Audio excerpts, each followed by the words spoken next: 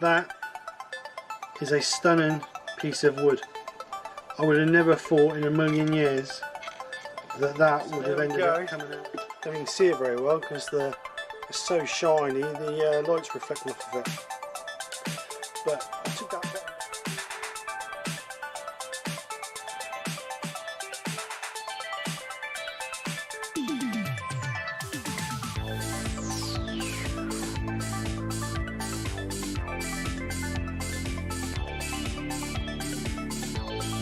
So this is the project.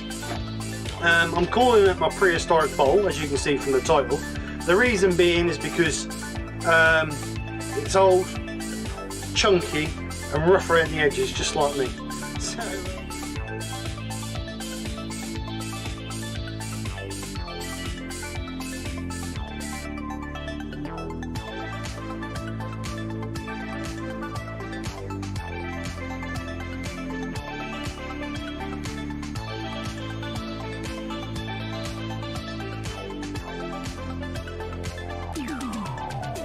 sticky and horrible. So yeah, yeah, nothing else to say really. It's failed. No good. So I'll see you guys next week. Fresh new project, one that works. And take care. Speak to you soon, and bye for now.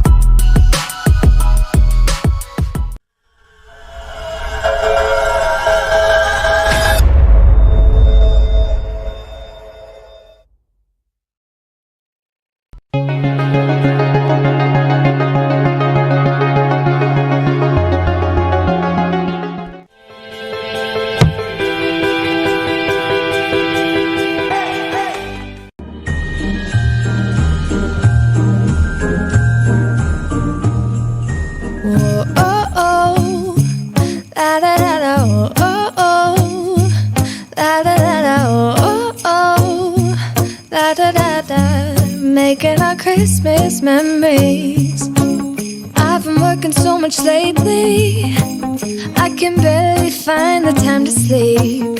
Yeah, I spend my time running around, keeping people pleased.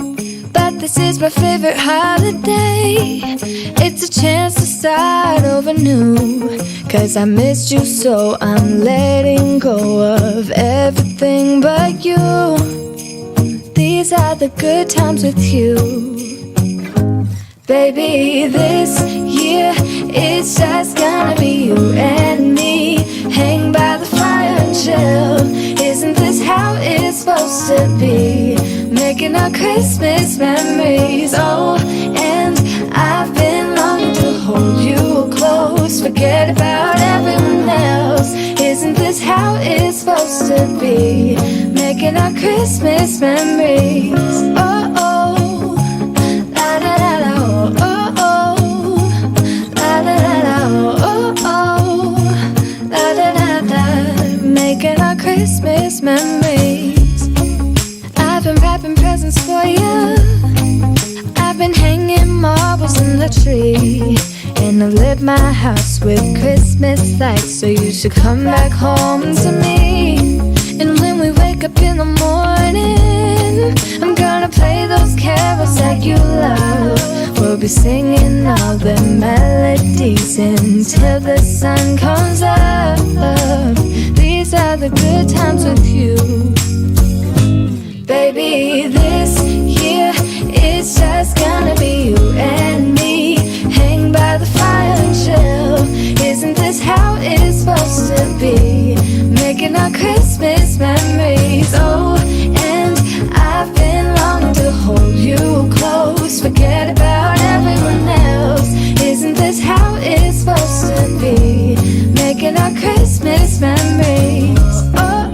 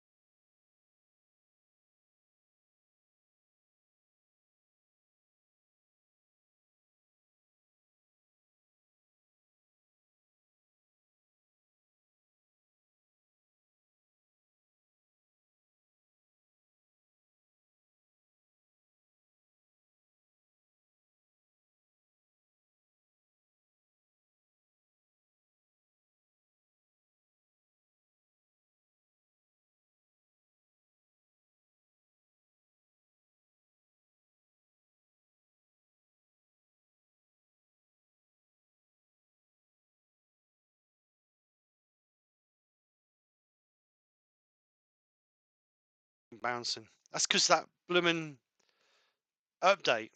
Just 1 second.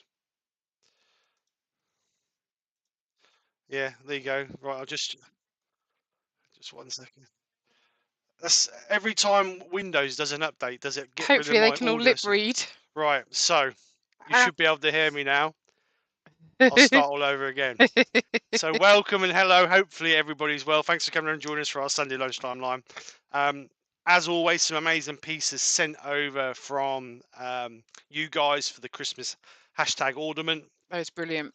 Really good. Nick was commenting. That's the first time Nick's seen the video. Normally I get Nick to watch it, but she's been busy today, so that's the first time she was commenting. There's some really nice pieces coming through there. I do apologise about no sound, but every time I get a Windows update on this computer, for some reason it wipes out all my audio settings, and I forgot to check them. So a massive thank you to everybody's sending those over. As always, it's your interpretation of Christmas ornament, and there were some really nice pieces. It's such a vast array of Christmas baubles, snowmen, trees. The Father Christmas that Brian Watkins did is absolutely amazing. I really love that piece. So thank you, Brian, for sending that over. And as always, a very good contribution from each and every one of you guys. So thank you very much for taking part. As obvious, we weren't here last Sunday. I hope you enjoyed the video that I chucked up. I know it's a bit long, but hopefully it was more of a demonstration video than just a live fun video.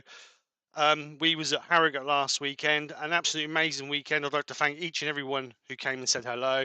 I'd like to thank Glyn, Brian, Terry, Mark, Ruth, everybody who was there at the weekend. Roy's the boy. Yeah, Barry. Roy and his wife. Lovely to meet his wife. Barry and Claire, lovely to meet you again as always.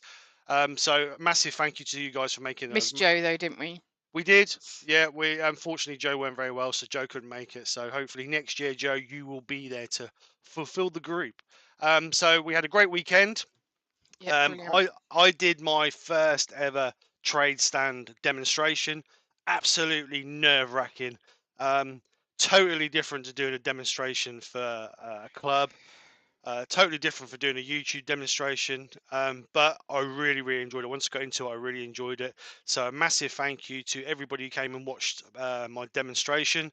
It didn't help, I suppose, being like on Martin's store. Martin, do Well, you know what I mean? yeah. Martin and Liz, do you know what I mean? It's But so a massive thank you to the three guys that came from Kingston Wood Turning Group to support me. A massive thank you to those.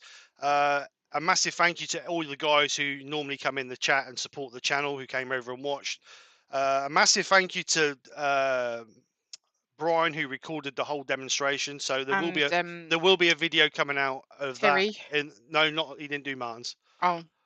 So a massive thank you to Brian who done that. There will be a video coming out sometime in the week of the demonstration. And a massive thank you to Martin, Natalia, Les, and I can't remember Les's wife's name. So a massive thank you for allowing me to demonstrate on the stand in the first place. So, like I say, great weekend. And then on the Sunday, I did a demonstration on the Taylor's Murfield stand as well. So a massive thank you to Brian and Terry who recorded that. That wasn't so intense for some reason. That didn't feel so intense because obviously the first one sort of broke the nerves of it all. But and again, massive thank you to each and every one who came over and watched the demonstration. You had some hecklers, didn't you? Oh, there's always hecklers, and usually, and the main hecklers were Nicola Cavell and Ruth Bray. They were the main hecklers. But other than that, it was a great demonstration. So a massive thank you to each and everyone who made it an amazingly awesome weekend, and I'm really looking forward to next weekend. I've already booked my hotel for next weekend or next year. So oh, have you now? I have.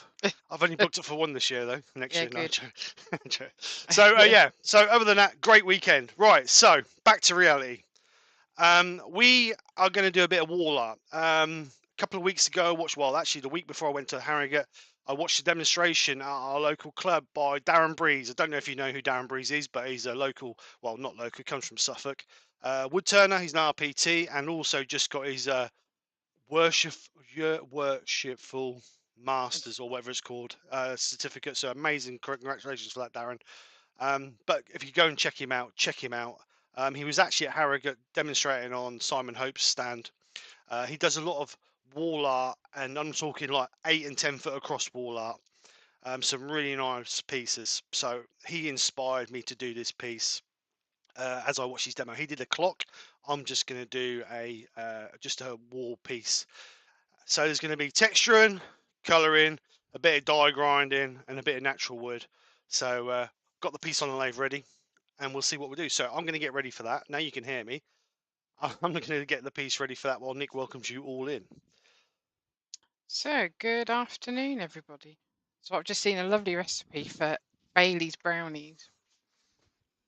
As I have an influx of Baileys at the moment, not that I'm complaining. So, good afternoon to Wizardry by Colin, Wood Turning with Barry, Brian at Hartwood, Kingsborough Abrasives, Eric Winkley said, hi everyone, would love to be here, but can only watch later. Miss you all, Stephen, Nikki, and the rest of you regulars. I've learned many things from you all as I've asked questions. And that's what we're here for. Well, not me, but that's what they're here for. Chris Dodds, Paul Hart and the Greasby Turner. Ward Wilson. We've also got Colin Izzard. We've also got Paul Finley, Wood Turning at Home. We've got Todd at Glen Cove Woodworks. We've also got TJ Turner and Terry. We've also got Robert Bortwood. Yeah, it's quite nice here actually. Quite sunny. Sunny. Susie the Swiss Wood Turner.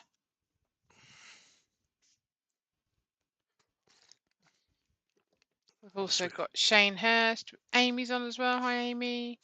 Scott Dunn. So I'm going from the bottom now. Roger Kent. Doug Miller at Wood Spun Around. Joe Senior's on. Wouldn't it be nice? Gav Cedar Woodwork. Leroy 500. The Wood Dude. Jennifer's Craft Creations.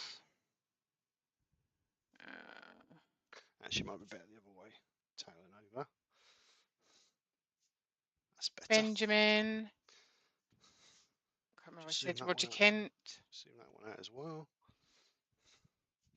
Yorkshire Gits on. Hi, Glenn.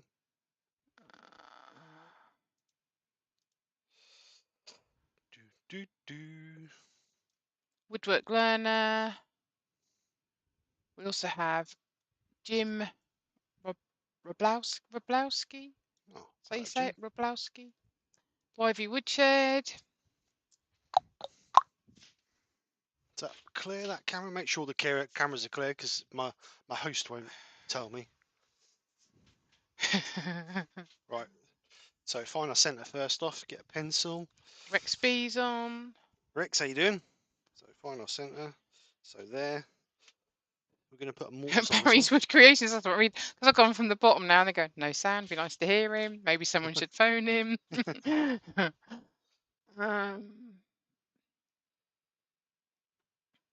Trouble is, I don't move my chat until I've sort of gone through everybody, so I just stay at the top. And you don't hear the audio anyway, because you hear me No. live. So. Unfortunately. Unfortunately. Right, I think I've got everybody. Like, oh, if I haven't, then please put a comment at the bottom, and I'll give you a shout out. Because like I say, this has just jumped right to the bottom. So. Right. So the first one we're going to do is we're going to put a mortise in the bottom here. This is going to be the back. So my idea is to do a mortise, and on the mortise I'm going to put quite an aggressive dovetail inside. David And J. Heath's on. Sorry, just keep going. I'll just keep interrupting you. the reason for that is so you can use that as the hanging point, 2 or seconds. We've also got 4 King Ales and Graham Brown. Right, I think that's it. I'm going. so Down now. an aggressive dovetail in there to hold on our jaws. Not too aggressive, sorry, because obviously we want to be able to hold it securely. And then what we're going to do is we're going to then shape this, put a slight curve on this, because we don't want it square and bulky. But what we can do is we can use where the dovetail is, we can use that as a hanging point.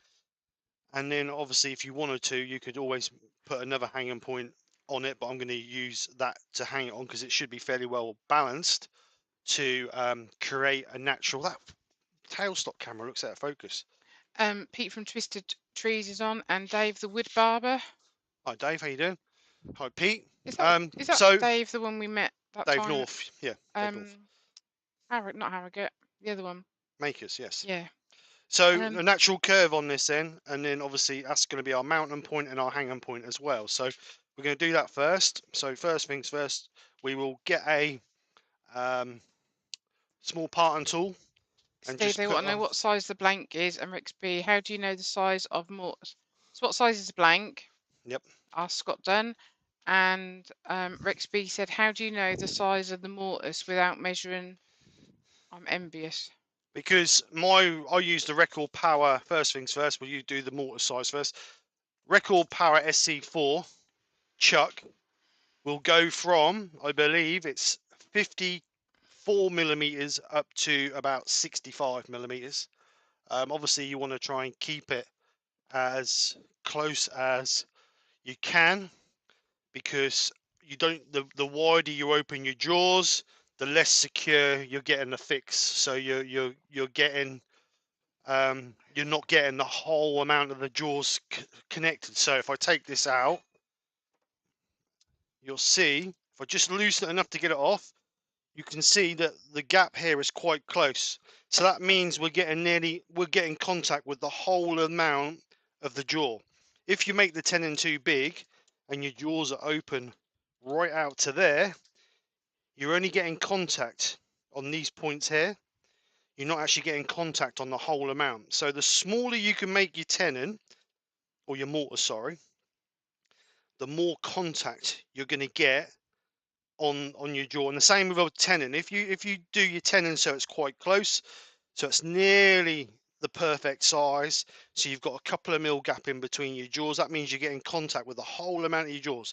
If you make a tenon that's right out here, you're only getting contact on these points here of your jaw. You're not getting the contact of the whole jaw. So the more precise you can make your tenon and your mortise, the better you will be, and I always use a 54mm Forstner bit for my hole, for my jaws that I use when I drill a Forstner bit.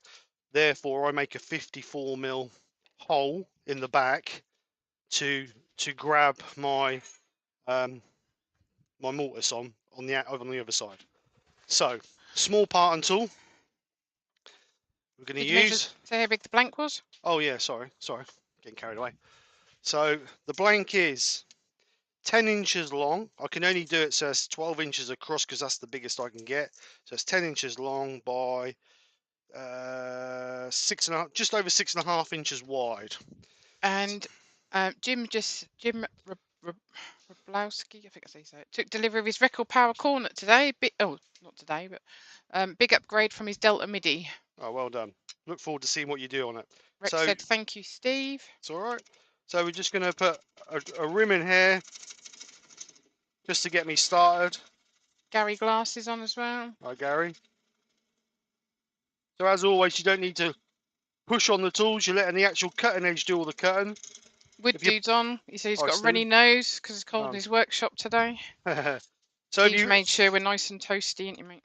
I have. If you push on your tool, you're going to get bouncing, jumping around, and this, that, and the other. You don't need to do that. Let the tool do all the cutting work. You don't need to do anything other than just hold it in place and let it cut. So we're going to go down about 6mm, about there, because like I say, we're going to use it as our screw fixing point or our hanging point as well. So we can go quite deep with that. So now what we're going to do is we're going to get the bowl gouge, and we're just going to clean that out with the bowl gouge. Just remember when you're turning a square piece, just watch your knuckles, because if they catch you, it will hurt. So just gonna gently take out that with the bowl gouge. Again, not forcing the tool. Let the tool do all the cutting. All you're doing is holding it in place and guiding it.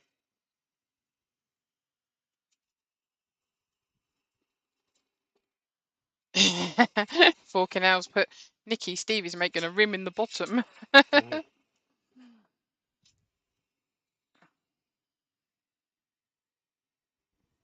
This ain't got Word on this thing, has it? No. Got anything I can type on? What for? What to type up this brownie recipe? Got to send a copy to Susie, but I've got to type it up because it's all like photos. Well, I've got Susie's email address, so you can send it to her. I know, but I need to type it up. Yeah, we can do that when you get in the house. What to do it now? You're supposed to be concentrating, love. I am a woman. I can do two things at once. Yeah, right. Right, so we're going to lift up a little bit, and what we're going to do now is just going to get a skew. I'm going to put a little bit of a curve on the bottom of that, just to give it a bit of character. So, what are you making anyway? Piece of wall art. I did say that in my description.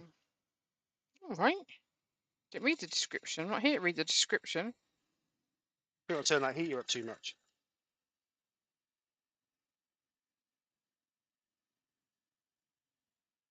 So, nice little pass. So what we're going to do now is just going to get a skew to create our dovetail in there.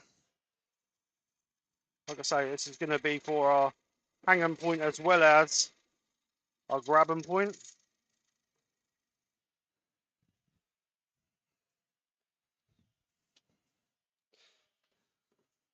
So we're just going to move this out. Oops, move this out now. And what we're going to do now, we're going to start getting a little bit of shape on this. And like I say, I don't want a massive amount of curve on it, just a little tiny bit of curve, just to make it look a little bit better, really. Dr. Bob's on. Hi, Dr. Bob. And Amy said, have you chosen the colours yet, Steve? I haven't thought that far ahead yet, to be honest, Amy. Colin said, how are the donations going? I don't know. I haven't actually checked, Colin. I haven't really had the chance to see what's been going on, but I wouldn't imagine there's been a lot of change, because obviously I've not had no notifications.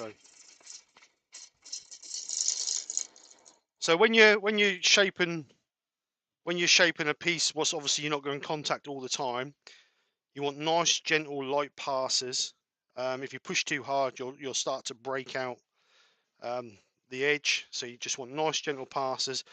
You want as much speed as you can get, because that will reduce the time of the tool's not on contact with pieces, because obviously once you get where you've got a percentage of it on thin air,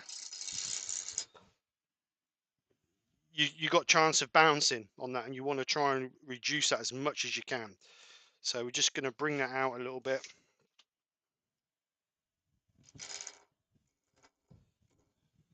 Just bring that around a little bit further, a bit closer. We're just going to try and get that curve in there what we want. And as always, I'm watching up this side. I'm not watching down there. I'm watching so I can create my curve. Like I say, hardly any pressure on that at all, because if we do, we're going to end up with indents in it.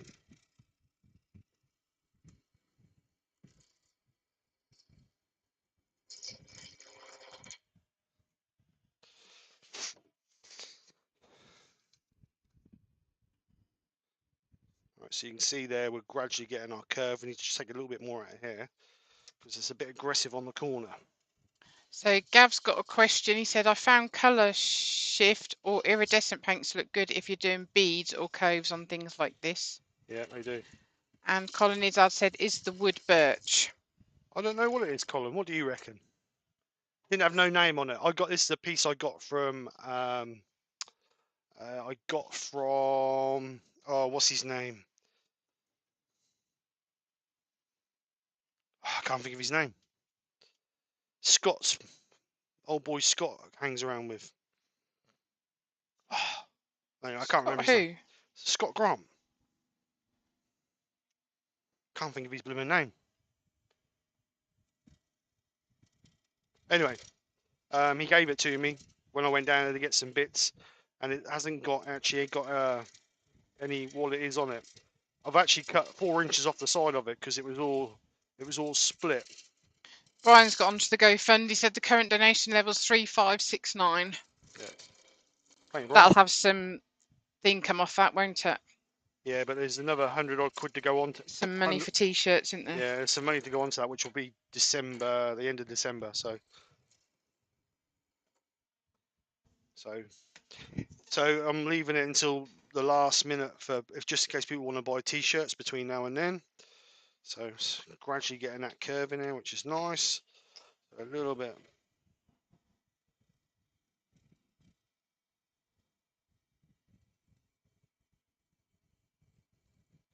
So when you're doing this where you're actually turning in mid-air, you really just need to be patient and just take it nice and steady.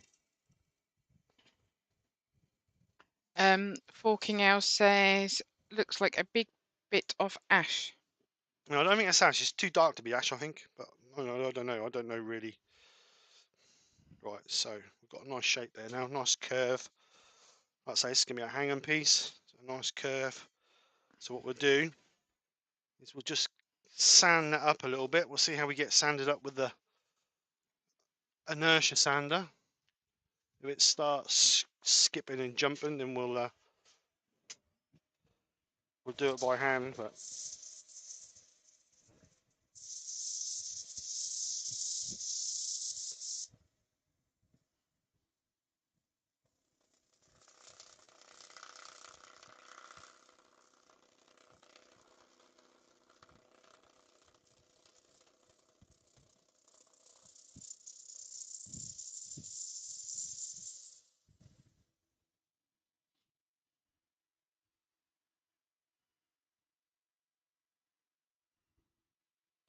it's actually working quite well, actually. So carry on doing that.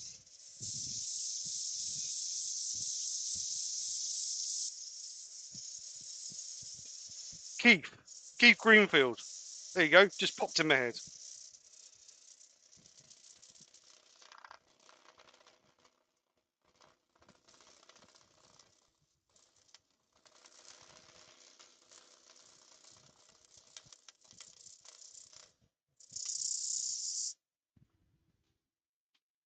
Oh no. My arbors fell apart.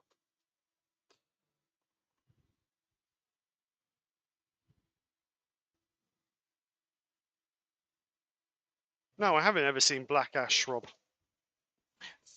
Forking Owl said, Steve, have you ever seen black ash or brown? I've seen brown, I've never seen black.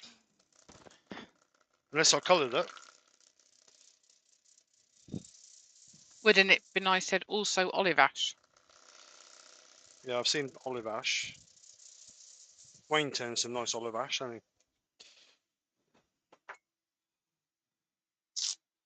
Right, so we just sand that in a bit.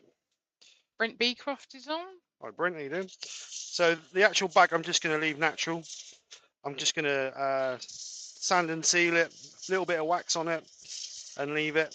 I'm not going to do too much to the back because I want the focal point to be the front, and hopefully the back you're not going to see because it's going to be against the wall anyway. So.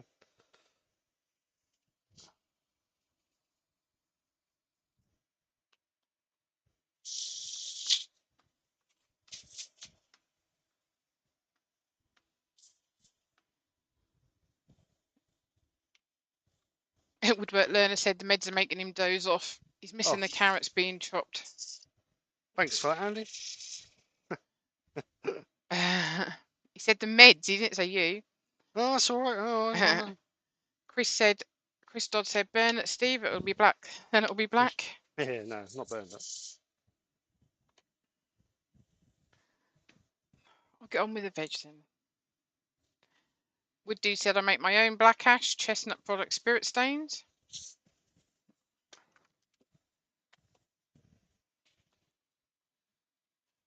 Hope everybody wished Terry Smart happy birthday for yesterday. It was his birthday yesterday.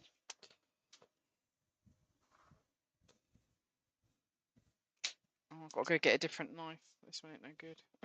Got a Stanley knife.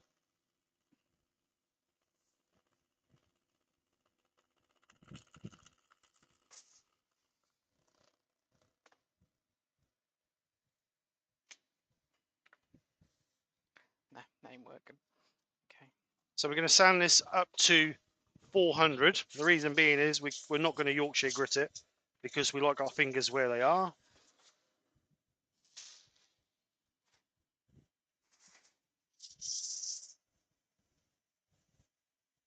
Amy said, what are the extra safety pieces you use with winged pieces? The extra safety, keep your fingers out of the way as one.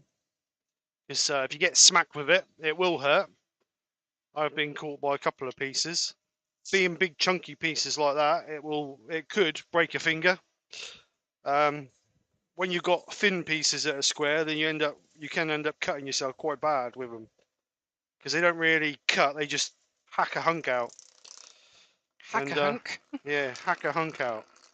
And I did a bowl and I got caught when I took a hunk out of my finger, and it weren't just the pain from being smacked with it, it was the chunk it took out as well, so you learn.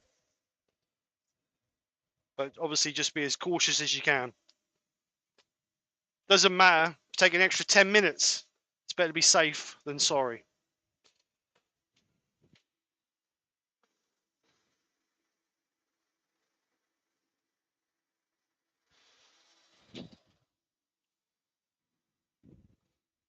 So we're getting out last grit.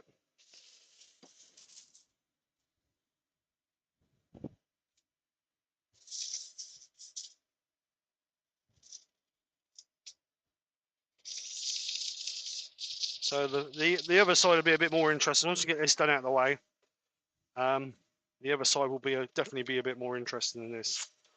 So don't fall asleep, is what he's Yeah. saying.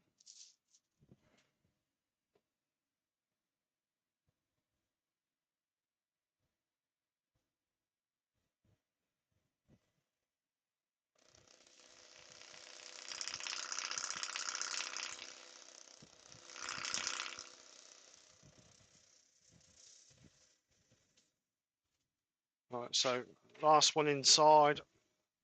Hope you're feeling better as well, Pete. You couldn't join us either last weekend. Yeah, poor old Pete.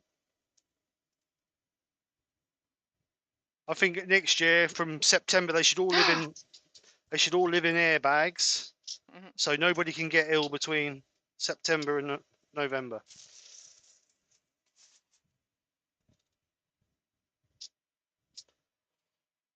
Right, so that's up to 400 grit.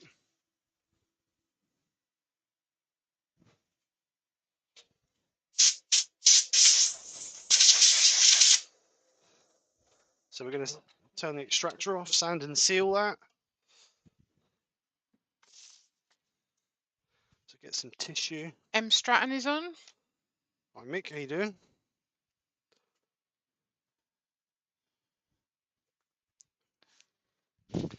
Norman Green was on. He put regarding holding the check mark. Walt did a very good video explaining why you need the correct size. Yep. It's quite critical, really, to have the right size chuck. No, Rex, he's not having a new lathe. No, not till I retire. Christmas. I love one when I retire. Unless I win the lottery between now and then, which will be a miracle.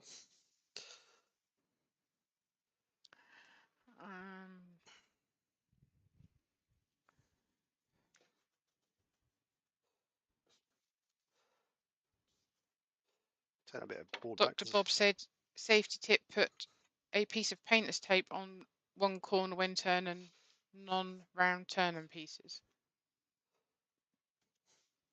I suppose you see it flapping, can't you?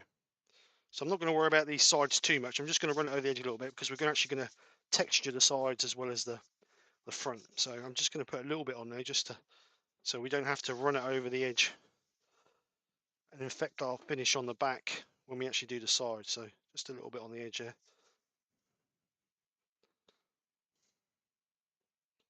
Oops, keep knocking that blooming thing over. So a nice couple of generous coats of sand and seal on the back here. Like I say, you're not going to see the back, but it's always nice to finish the back and the bottom as well as the actual piece. Which you can guarantee, if another wood turner picks up your piece to look at, the first thing they're going to do is turn it upside down and check the bottom. That's what me and Ruth was doing when we was looking at some wood pieces. So I'll let that dry a little bit.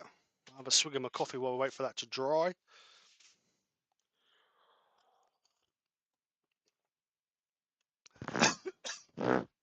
Sound like you just trumped down the mic. I don't do things like that. Right, so just get a, I don't either. just get a Scotch-Brite. Just gently denib that. Ready for our second coat.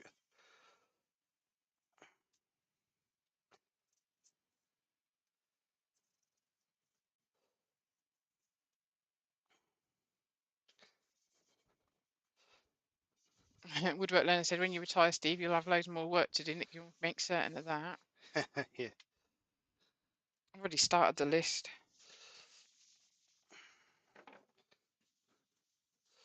So second coat, just when you do your sealing, make sure you seal it well. You'll make it so much easier to get a nice finish on the bottom if you seal it well, as the wax won't penetrate into the wood so far, so the actual wax will do what it's supposed to do and sit on the top and look pretty.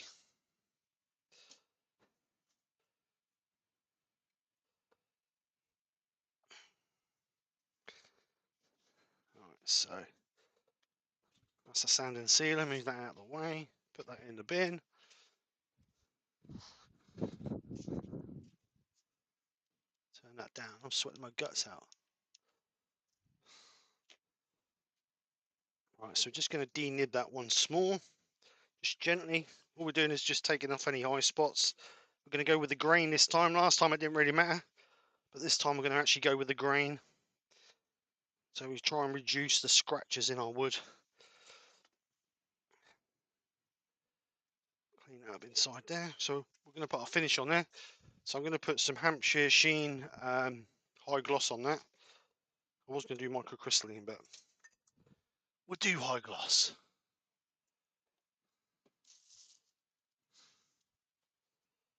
So as always, just a minimal amount. You don't need a massive amount of polish or wax. Work it in even.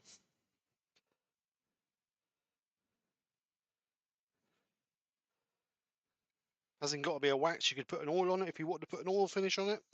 Totally up to you. So what I'm not going to do is I'm not going to spin that up and polish it because I like my fingers where they are. So what I'm going to do is I'm just going to move my board out of the way. I'm just going to buff it with the tissue.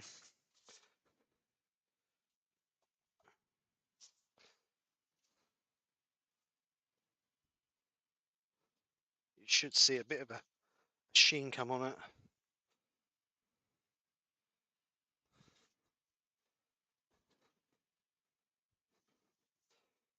Let's say not, you ain't really ever going to see the back, but it's always nice just to finish it. Just in case it falls off the wall, lands face down, just like toast does. Right, so there we go, all finished. I've been putting one coat on there. So get rid of that, put that in the rubbish bin. So you can see just a little sheen on there. So let's get that turned.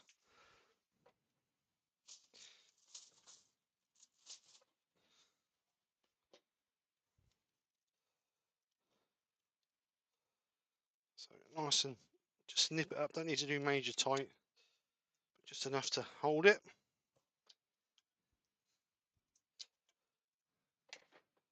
What we will do is we will check that every now and again because you get a little bit of vibration. Right, so now we need to decide what we're going to do with the front of it. So what I'm thinking is, I've dropped my pencil. Wherever that's gone, oh, it's over there. That's fine. So what I'm thinking. Terry's got to go. He's got to go shopping. See you later, Later, Terry. Thanks for coming over. So what I'm thinking is a shape around about. Doing a roundabout. Yeah, a shape similar to that. All this will be textured, and then we will take out around that area there. That will be lower, and we'll have some texturing and colour in the middle there. And then this piece here, all this piece around here, I will leave that natural with maybe a bit of an OG sort of shape to try and bring the natural wood back into the piece. So question I've got is, do I leave this the thickness that it already is for that bit there and that bit there? And I think the answer to that is yes. This bit here will be turned a little bit lower down to the depth of our mortars, and then we'll take this down as well, this piece here. Is that your link for tomorrow, Terry? We'll take that down as well, maybe 4 mil, 5 mil, something like that, just so we get a nice sharp definition line between the texturing and the natural piece of wood. So the first thing I'm going to do is I'm going to put some lines in where things are going to go. So the first thing I'm going to do is I'm going to take that down 4, maybe 5 mil, and that'll give me a defined line between the texturing and the natural piece. And then we'll put a line in here as well. The reason being is we want nice sharp edging between the colour and the natural piece. So first things first, get that in there.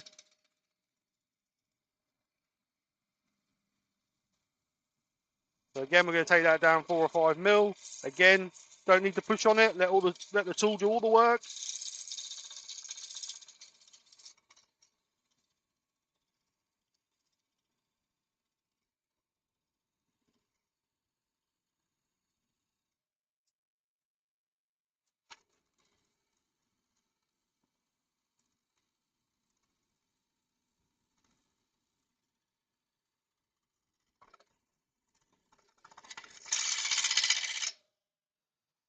And then we'll put our line in here, which is going to be the edge of our Right, I'm just going to get a better natural line.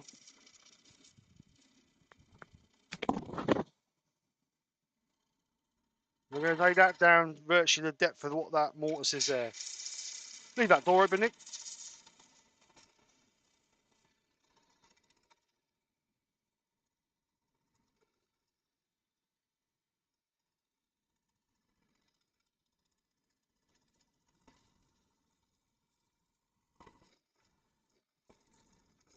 So there somewhere. We can refine those later on, but that's roughly where we're going to go for now. So what I'm going to do now is I'm going to take some of this down and some of this down. just basically get rid of some of that waste material before we start doing our texturing.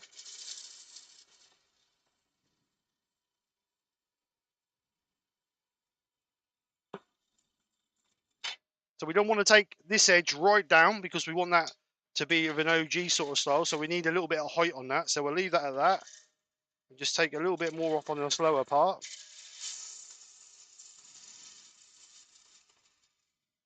And now we'll remove some of this along here, because this is going to be our actual low part.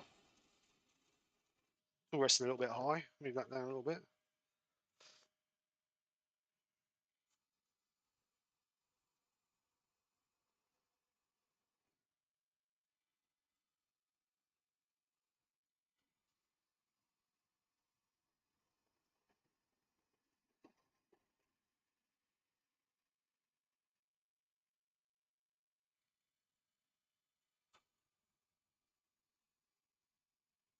Just remember, the closer you get to the middle, the slower you need to go, because the center revolution is a lot slower than the outside revolution. So obviously your tool movement needs to slow down to give you that nice continuous cut.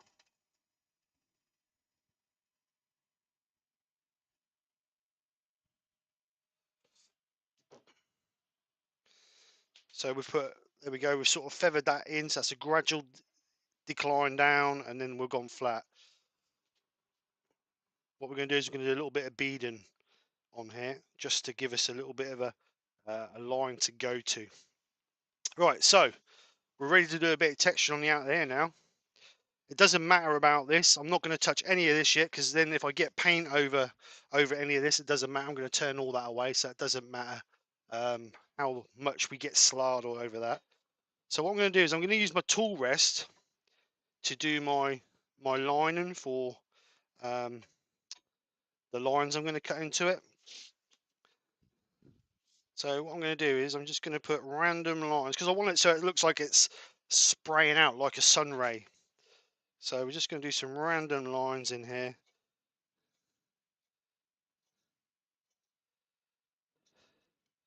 And then we'll obviously go over it a couple of times till we get the amount of lines we want.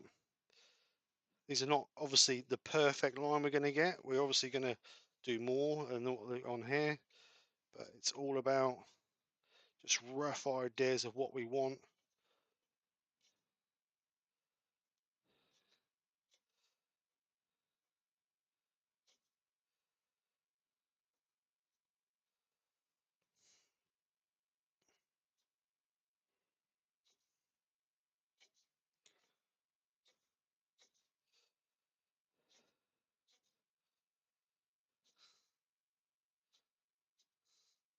All right, so that gives a good start. So what I'm going to use to create my texturing is the Proxon angle grinder, small angle grinder, with the Arbortech blade in it. And I'm going to just grind them in. Doesn't matter if I get slightly different depths in different places, because it's about the texturing. And obviously it doesn't matter if we go over and catch this, because we've got to clean this up anyway. So as long as it's not really deep. When you use the grinder, don't get your hand over this part here, because this is where the vents are. A lot of people hold it like that and they wonder why the tool gets hot and fails. Keep your hand well back. If you need to use the guide, just hold it here to guide it as well, but you don't need to. It's not heavy. You can quite happily maneuver it as and when. So we're just going to put some grooves in this.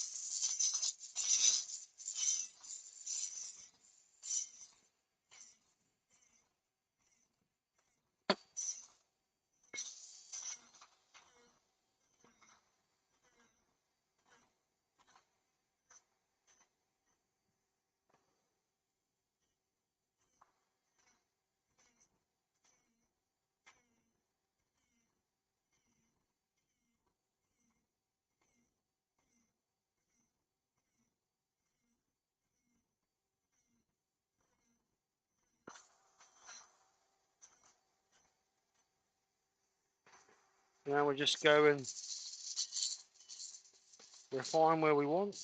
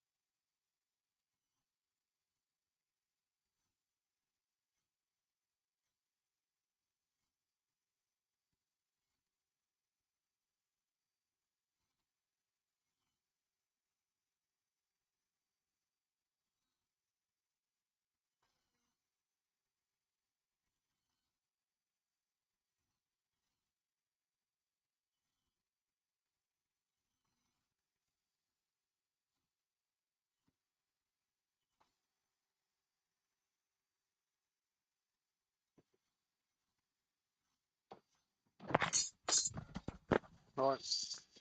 So now we're going to do this edge as well.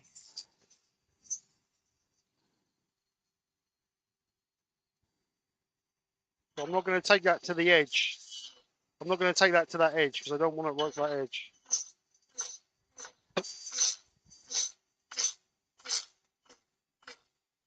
Colin said that's a cool tool. Who? Colin.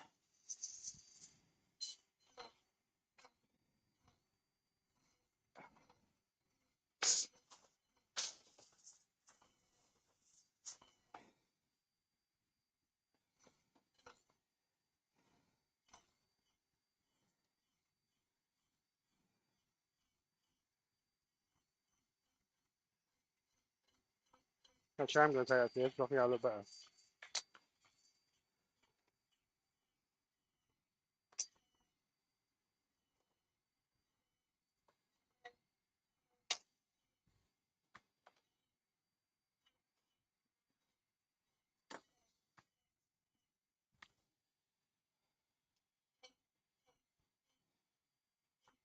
Pete said he drilled his thumb yesterday, but he can still count to 10.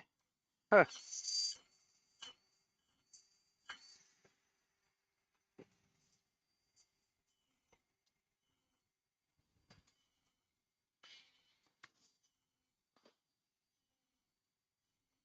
That's good then, Pete, because you couldn't before.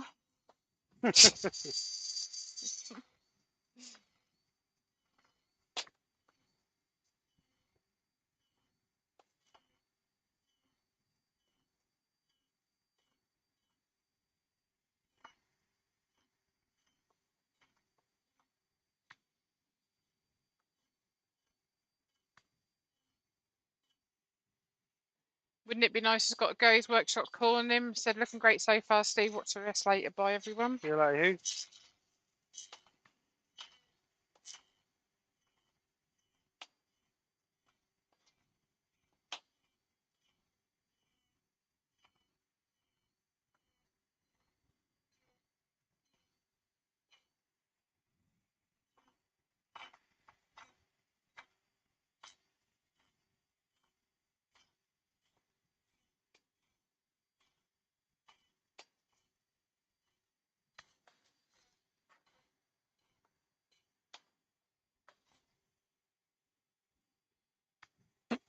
Right. That's as far as I'm going to go with that. So now we need to just gently try and sand that. So I'm going to get a piece of Abrasive. Is it the drawer? 240 grit. Oh, God's sake, knock it over.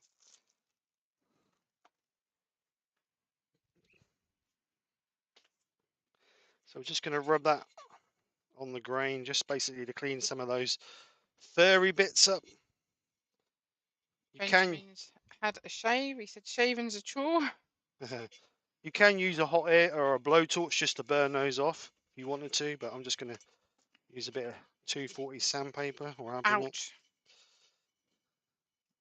Get yourself a sharp knife and you cut yourself. No, I just peeled my nail. Oh, great.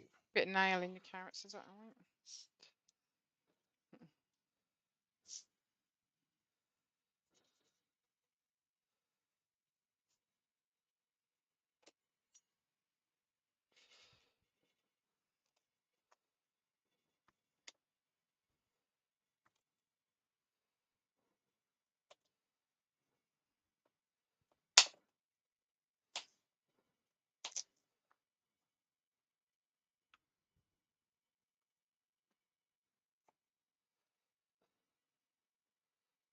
Stark's woodworking is on. Sorry, late to live. What is he making?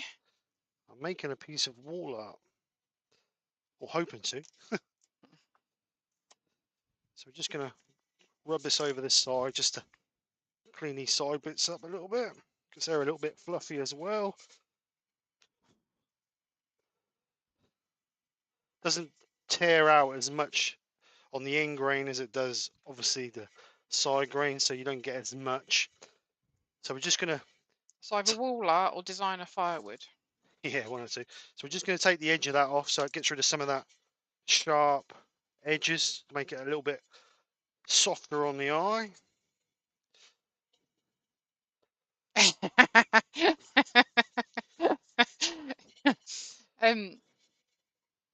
Pete said, bit concerned. Ben mentioned shaving as a chore, and Steve says you can use a blowtorch if you want them. Right, so that is that. So now we need to do what we're going to do in the middle here, and then we'll colour the whole piece. So I want to put a little bit of a bead in there. So I've got here the Simon Hope beading tool, and I'm going to use the small one, and we're just going to put a bead just in that edge there, to give us a little bit of a definition line. So just bring that in, just gently rub that in.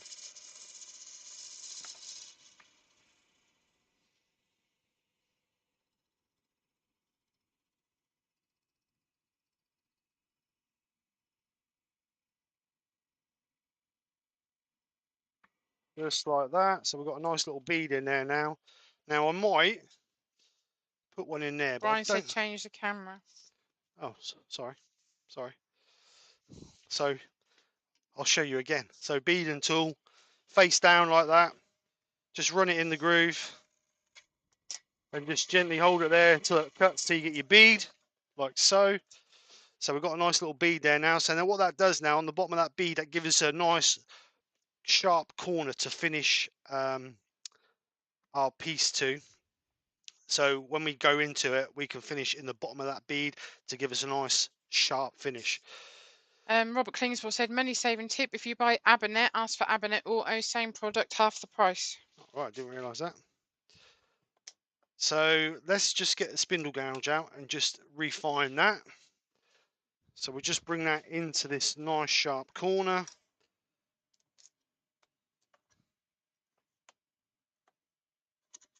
Not like that, Steve.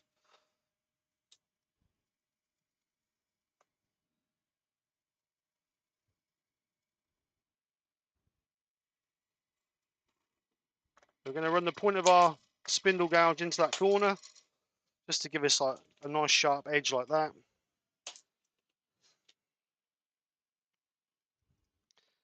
So we just get that nice sharp finish in the corner there. And what we'll do is when we come this way, we'll do exactly the same again. So we need to sand this up now to what we're going to sand it up to, and then we're going to get the Dremel out and do some texturing on there. So I'm going to sand that from 240 up to 400 grit. Put the extractor on helps.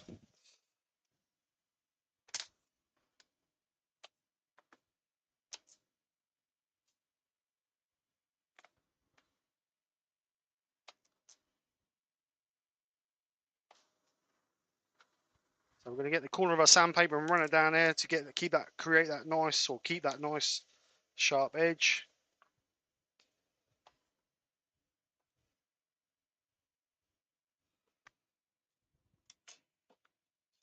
Oh, sugar honey iced tea.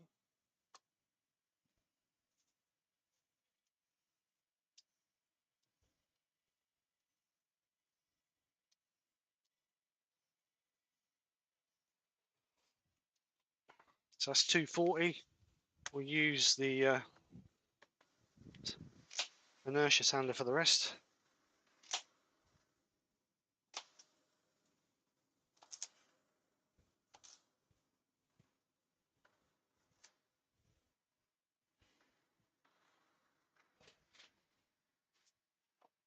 Just get a little bit to do in that tight little Wood corner Dude there. said, beading tool, what kind of witchcraft is this? Spindle gouge and a point tool, sir. Woodwork Learner said, bought one of those handles for 20 quid at Harrogate. What, the Simon Hope one?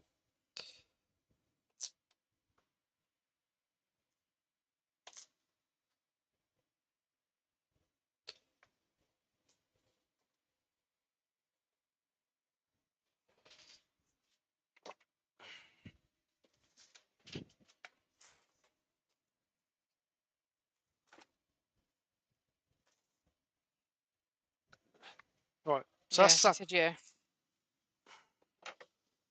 So that's sanded up to 400 grit. So that's all nicely finished. Get rid of all the dust. Sand and seal now then. So I'm going to use some spray sand and sealer on that. I can get it out of the cupboard, wherever it is. Here it is. Got that many tins in here now. So chestnut, cellulose, sand and sealer. Give a good shake. Have a swig of my coffee while I'm shaking.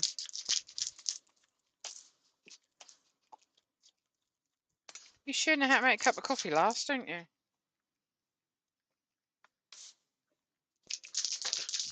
Oh yeah. I have mine black and that's gone. Right. Want a nice coverage all in the grooves, because we're going to be colouring that, and if we don't cover it properly, the colours will disappear at different rates, because the wood will be porous in certain places to others. Just do the ends as well.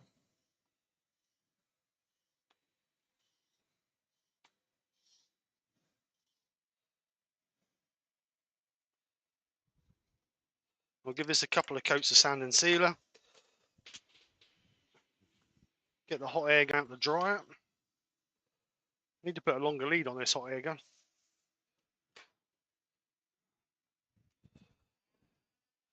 We'll just dry that off.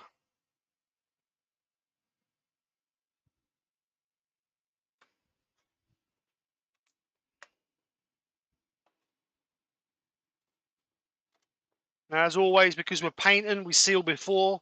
If you're staining, you seal afterwards. So, because we're painting, we're sealing before.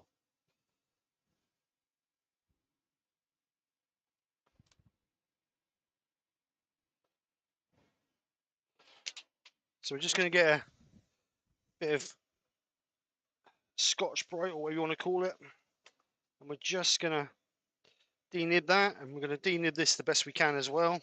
Brian said shaking and drinking is never a good idea. Yeah. Woodwork Lane said I prefer my coffee black with milk.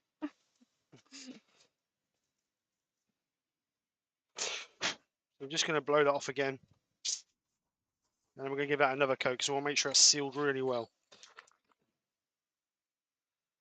Getting in that edge here is really important. I can't drink coffee with milk in, but I can drink cappuccinos. Funny, isn't it? The word weird comes to mind. We don't drink tea, do we, mate? No.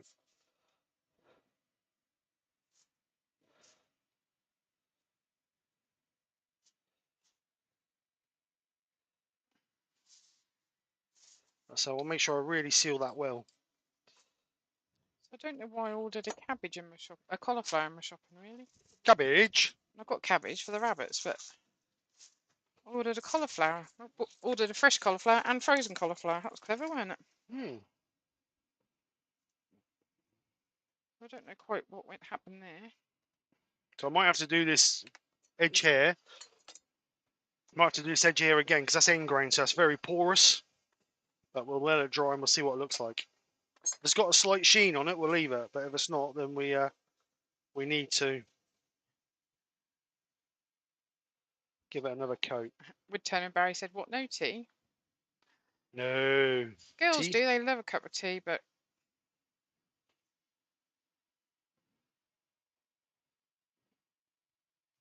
I haven't drunk it for years. Gary Glass said he has about 40 cups of tea a day. Oh, no. I used to drink a lot of coffee, but I don't drink half as much. All right, as so I this is used still a to. bit matted, so we're going to put another coat on there. Just on the end grain, make sure we seal that end grain really well. Oh, what did I do with that bit of sparsnip?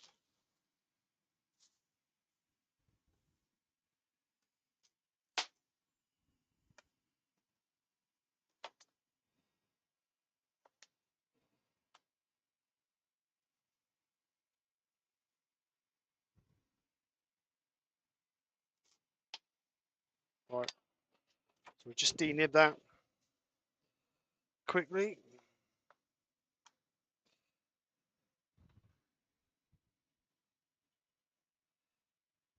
All the denibbing does is just take any raised grain that we've got, just gets rid of it.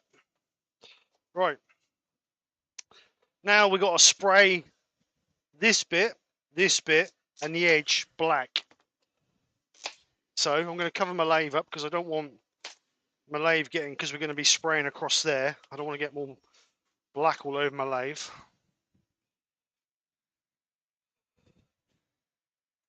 So we're going to be using ebonizing lacquer. Robert said you was in Yorkshire last week and no tea. No, I don't drink tea. Woodwork learner said, I keep tea bags for visitors. They must be over 6 years old. It's funny you should say that. We do the same. Pete said cauliflower cheese with your roast tonight, Steve. Cauliflower cheese. You don't like cheese sauce, do you? No. So I really can't bother to cook it, to be fair. Could be beans on toast. So we're making sure we get a good coverage on those inner edges of those textured bits.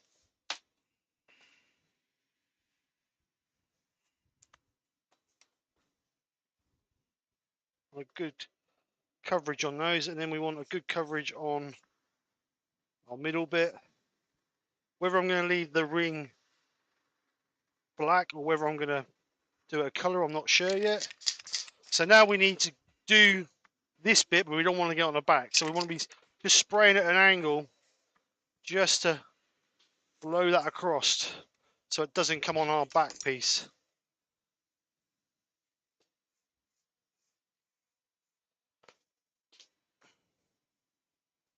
If you spray like above it like that, you're going to get it all down the back, but you want to be spraying across it to try and so you don't get it on the back. So you keep that nice form shape.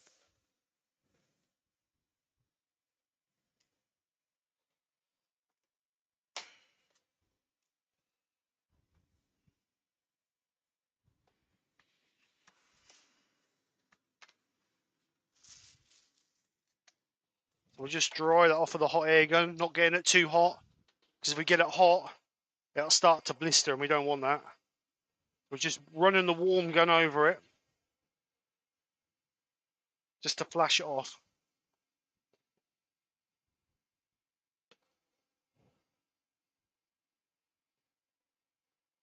Actually, I shouldn't have painted that yet. I should have done the middle, textured the middle first. Getting carried away with the spray cans.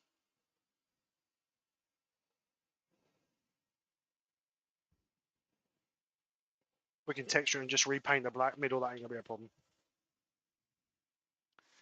Gary put beans on toast still counts as cooking. Nicky, takeaway is, I guess, in. Brian's got stew in the slow cooker.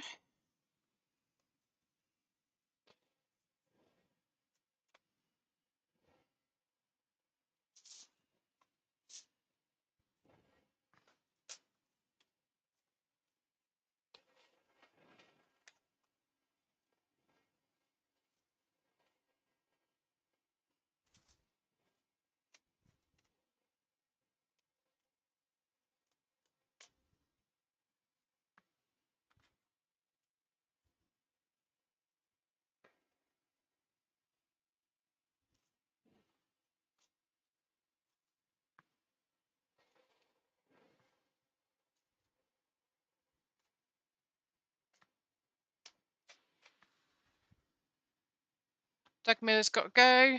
See you later, Doug. You watch the rest later. Looks great, Steve. Thank you, Doug. Thanks for coming over. Really, Brian? You don't know how to make dumplings? Need suet.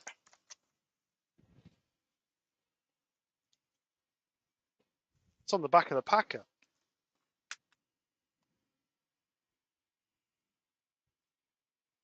Ouch, nearly. Pete said, as this is wall art hanging thingy, did you curve the back to make Nicky's dusting harder? Yes, I did, Pete. That ain't going in my house. We've got overload of gonks at the minute, didn't we? Yeah. Well, in I. Looks like we've been invaded by gonks. I have to take a picture and show you, Joe.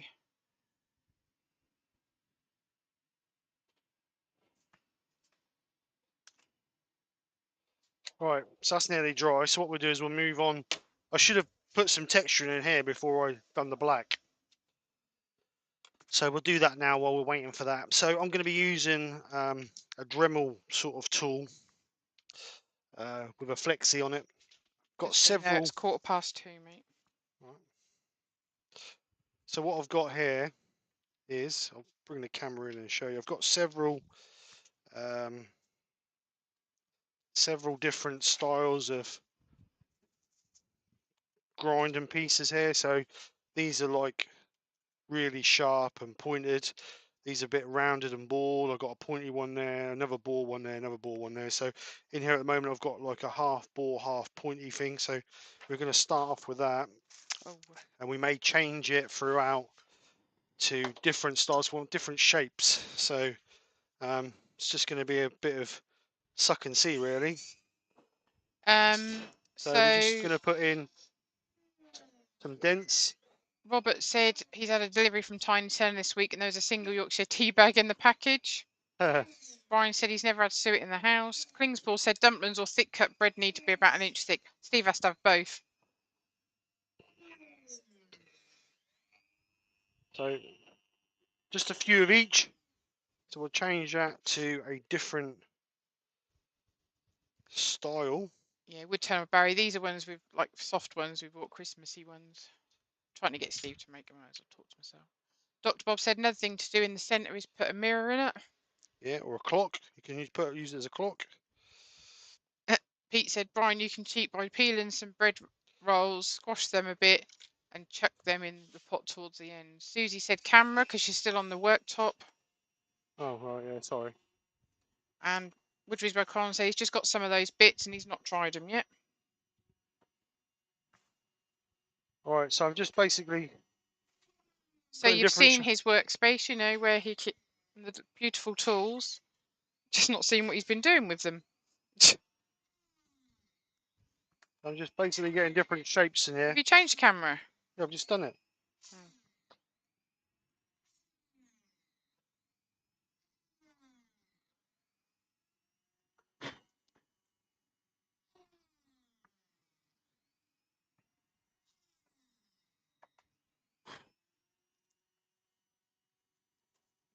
Brian, I'm a bit weird. I normally have my dumplings, but I cook them in the oven because I find in the slow cooker they don't cook enough, and I like mine with a little bit crispy, to say the least. I don't Burnt, like she them means, Brian. mushy. They're not burnt, just don't. Right, so let's get another shape. Let's go for a little tiny pointed one. Keep doing that.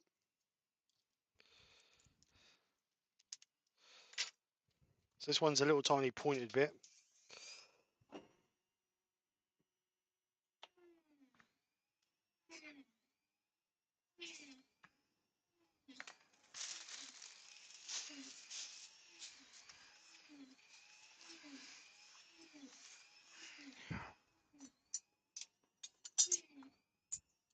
There's about different shapes. Try not to do too many of the same shape. You know, you want to try and vary it a little bit. I know it's a pain to keep changing a bit, but hopefully once you've done See, because like I say, Brian, because I like mine, just so I put mine in the oven for about an hour. So this will be the last one. This is quite a big ball one. So I don't know whether there's any other makes, but the cert we normally get is called a Tora.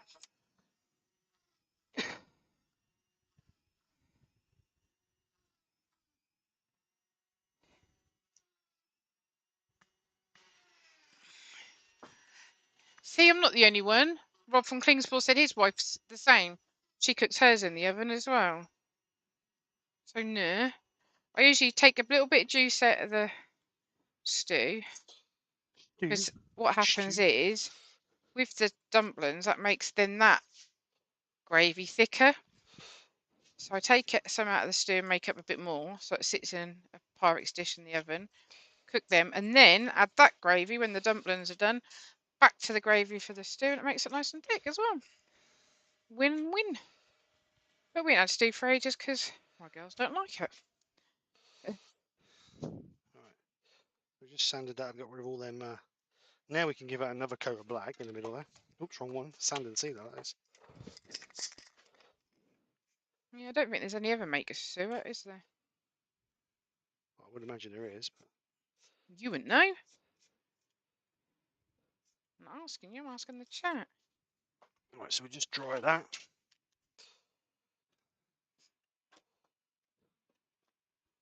Not that one.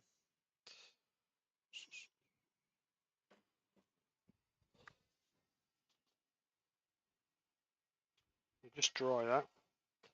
And we'll get some colour on there. I don't know, Brian. I don't know whether you'd have to put something. I think they'd stick because dumplings are normally cooked in a gravy. So, unless you've got a liner for your air fryer. If you put a little bit of, if you dust them in a little bit of flour first, they won't stick then, will they? Mind you, the oil comes out when they cook, don't they? Well, with I've seen on Facebook and adverts and stuff, you can actually buy like a silicone liner to go in your air fryer. So you could then put a little bit of gravy in that, I suppose. I don't know. That's what you don't want to do, like you're cooking the black and it's bubbling. What? Because I'm listening to you and not concentrating on what I'm doing. All right. So you can't multitask. I can. Dr. Bob finally back to the Cooking with Nikki show. Right. Let's just get rid of this texturing tool. Pete said do it, Brian. They take something between 30 minutes and a week, depending on how hot the oven is. Get rid of them. Out of the way. Finish with those now. Right, so we need to put some colour on that now. So I'm going to put some Joe Sonias on there. Because Things obviously... I normally have beef, but I also buy chicken thighs as well and have that in a stew. But skinless and boneless ones I can't be doing with picking through bones. Oh no. Ugh. So we're going to get a sea sponge. Quite a coarse bit of sea sponge. I bought one of them in from the house. I know, I got it here. Oh. So we'll perhaps go with gold, violet, and blue, I think. Just a little Brian bit. put thanks, Pete. Good advice as usual. Oh, Dara's on. Hi, Dara. So make sure we shake them.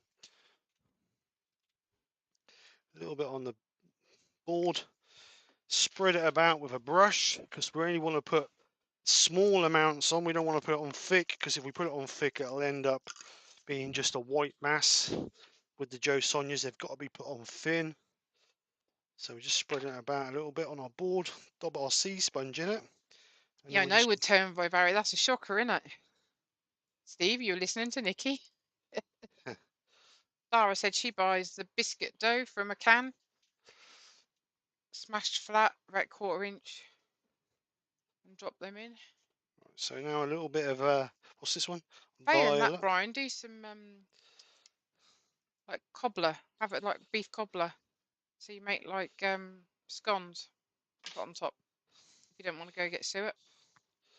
So a little bit of violet. Is that black or navy, Bud? It's black. Your daughter's going to want that. Isn't she? I don't know. She will. I bet you any money like Kroger. I want that. And then a little bit of blue.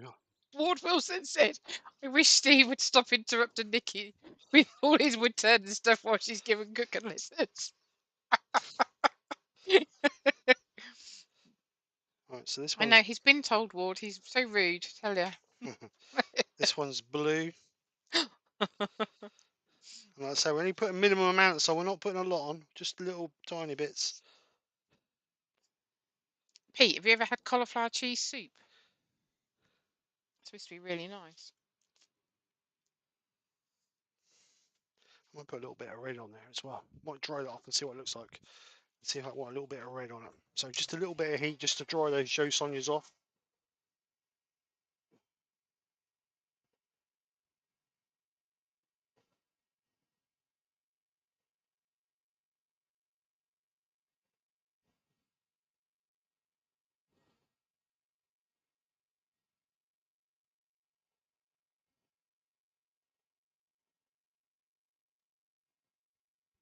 Mr. G's wood turners on. Hi, Mr. G. So I'm just going to put a little bit of red on there because they're all quite dark colours other than the gold. So just a little bit of red. Woodwork learner said, Brian, you can spray your dumplings with oil, cook for 8 to 10 minutes in the air fryer. So just a little bit of red. I think you'll do beef cobbler, Brian, if you've got no suet. Definitely.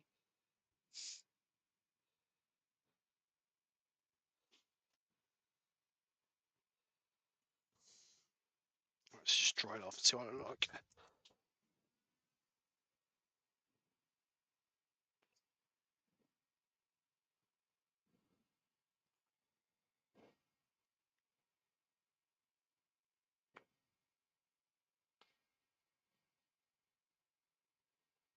Brian said, gold highlights on the outer edge, Steve.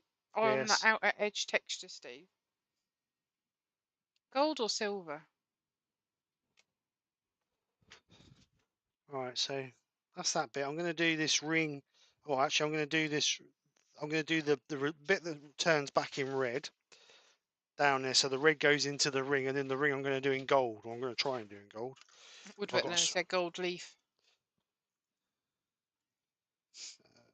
Brush. Little fine brush.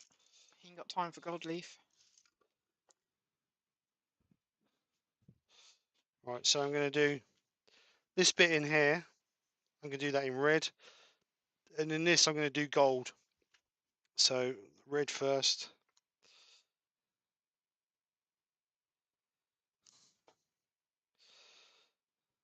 This brush is a bit hard. That was too firm for. Susie said gold leaf would look awesome on this. Pete said, my brother thinks I make the best cauliflower cheese and asked me to teach him how to make it. I did, but missed out the parmesan, so he will never be quite as good as mine.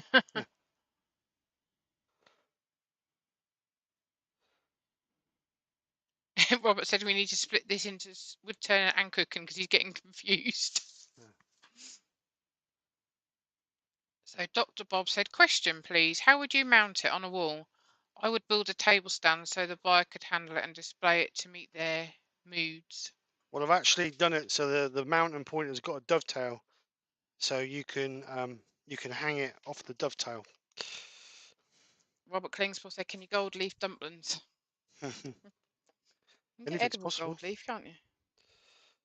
Right, so let's do that gold. Let's do that band now. Oops. Now, obviously, the more coats you put on it, the more intense the gold will be.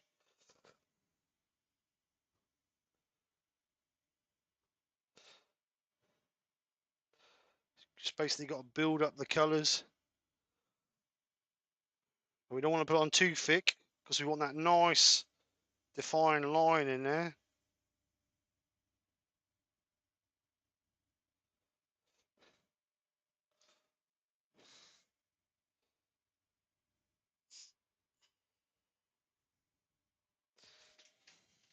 So we'll just have a look at that and see what it looks like.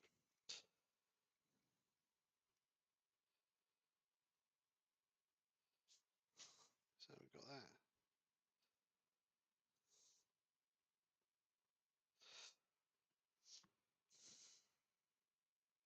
I don't like that. Don't like that gold on there. Don't look right. I think I might make that actually wood again. I'll just take the coat off of that with the detailing tool again and just make that wood. I think that'll look better wood. Let's get rid of a board. that brush over there so that can be cleaned. Pingspool said someone told me the best base colour for gold is black. Is that right? It is. If you're using Joe Sonia's colours, you need a dark background to put them on. So what I'm going to do is I'm just going to run this part and beading tool back in here, just to take that off there, to take that back to wood. Benjamin said that this looks like something from Star Trek, Steve.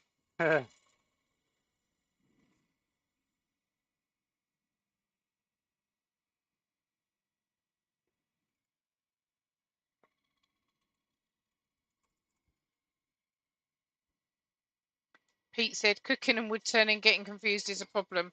I can tell you from experience, peeling a mushroom on the lathe with a skew is messy. And Pete would know. Brian said black, dark blue and purple work as well. So just a little bit more off of there. Oops.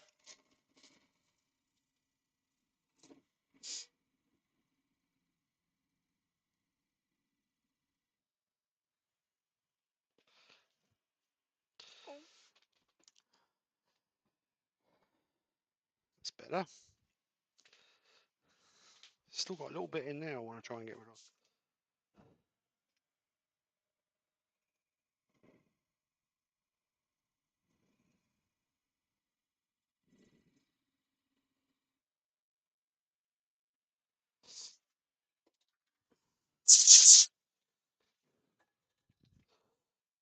That's got it.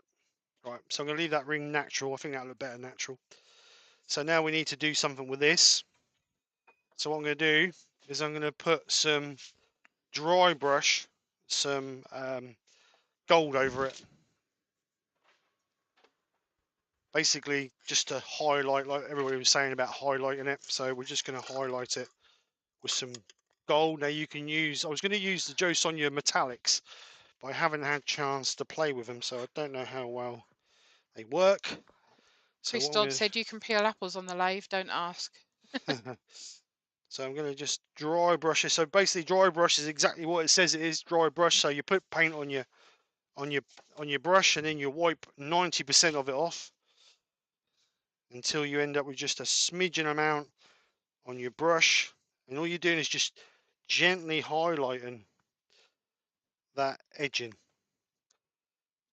and you're just gently rubbing your brush over it just to take the sharpness off those edges, and it's just going to bring that up.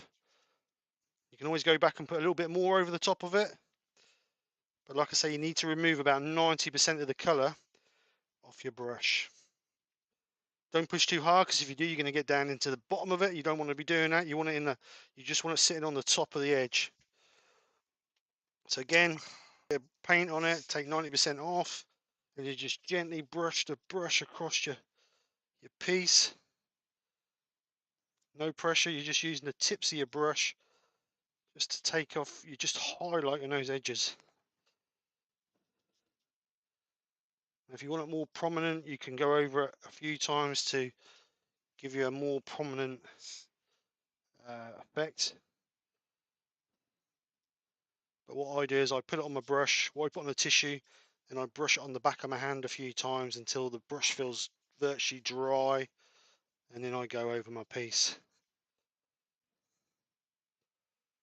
As you can see, you're just getting that little bit of highlighting up on that, just bring that little hint of gold on that edge. So just a little bit more. It wants to come out the tub.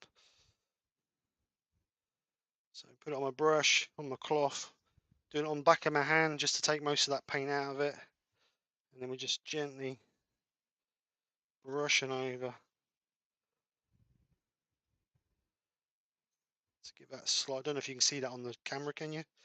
Just that little tiny hint of gold on there. I'm talking to you, Nicola. Sorry, I was reading the chat. Pete said, great camera, Steve. Can see the dust particles in the air. What did you say to me? Can you see the gold hint on that wood? Yeah. So just brushing that over. So what we're going to do is just do the edges as well.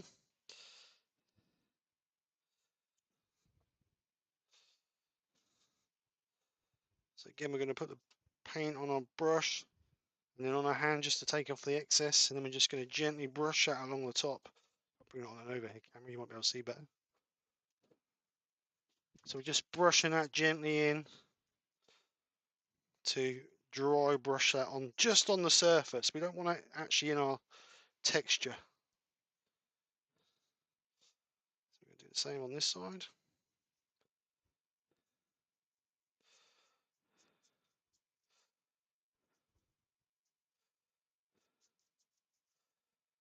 I say if you want it a sharper or more of a prominent colour, you can always go back and put more coats over.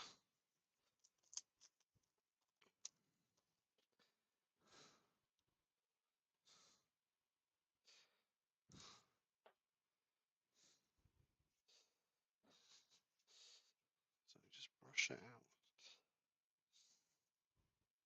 It's a bit wet, that one.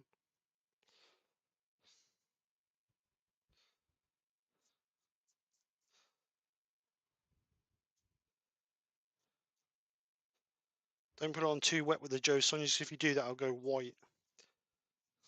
You need to put it on really thin.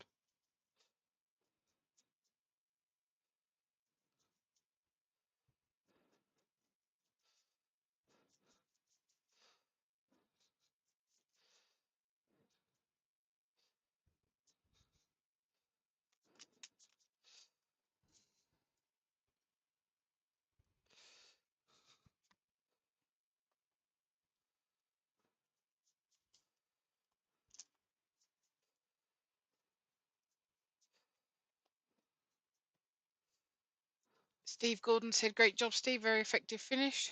Thank you. So that's the gold done. So we'll bring it back on this camera, and you should be able to see the shimmer on. I'm looking at the wrong camera. You should be able to see the shimmer on the gold, which you can, which is a bonus. So we'll get rid of all that. Now, if you wanted to, you could put more than one colour over it. If you wanted to let that dry a little bit, go back and put a little bit of a different colour. So you just sort of blend the colours. Oh, excuse me, blend the colours in a little bit. You can, it's not a problem, but I would recommend that you let it dry a little bit first. I'm just going to go for that simple finished look. Right, so now we need to concentrate on this bit here. So Get we're a going move on, mate. All right, I'm going as quick as I can. If you've got to go, go.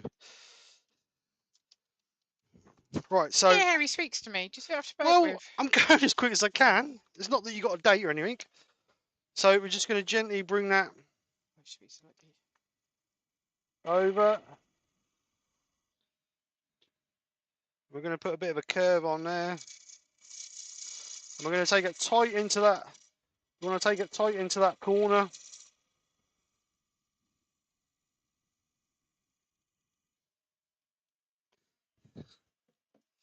Killingspool said, "How you all think of these things to do with wood amazes me."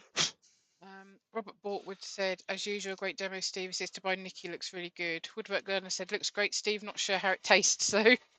Because we confused him. Oh, go away. Right, so I'm just concentrating on trying to get tight in that corner before I go any further. Because I want to keep that nice and tight in there. So just a little bit more.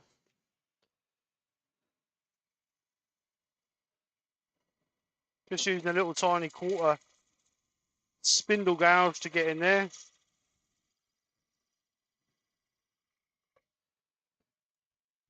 I want to try and keep the black going into the white, into the natural wood, but I want to try and keep a nice sharp line as well. So obviously when you look at it, you don't want to be seeing a fuzzy black piece coming in. That's the idea of sanding and sealing. If you didn't seal it, then you may get a little bit of a fuzzy line in it.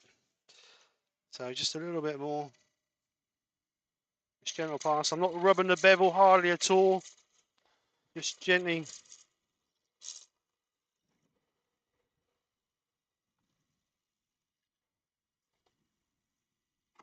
Whoops. That's just jumped out of there. I just caught that. I bet I chipped a bit out of it. Because you're hurrying now. Sorry, my fault. I'll take the blame for that. I can't find Terry's link for Yep. tomorrow. He has put it in, but I can't get back up to it now. Have you done yours, Brian? He ain't got a live tomorrow night. Ain't he? No. Kingsford said, when you say 1/4 inch gouge, where is the measurement from? Oh. UK, the flute. America, the shaft. No. UK, Starks the would shaft. turn and said width of the UK, gouge. yeah. UK, width of the gouge. America, flute. Right.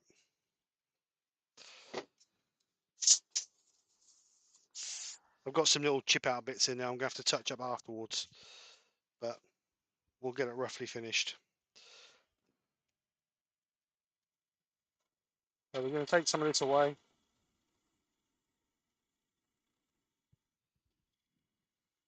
Susie said, what's the name of the tool with which you made the gashes into the outside, and how much does such a tool cost approximately? It's a Proxon. I'm not sure how much they are now. When I bought mine, it was $12.99. I don't know how much it was when I bought it.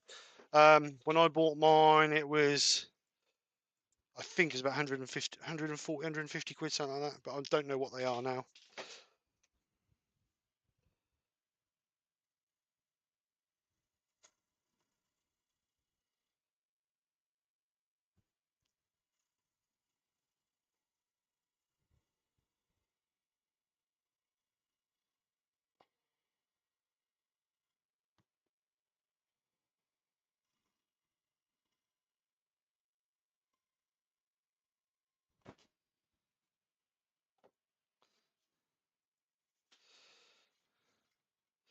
All right, so we've got that nice sharp transition line in there. I'm just going to try and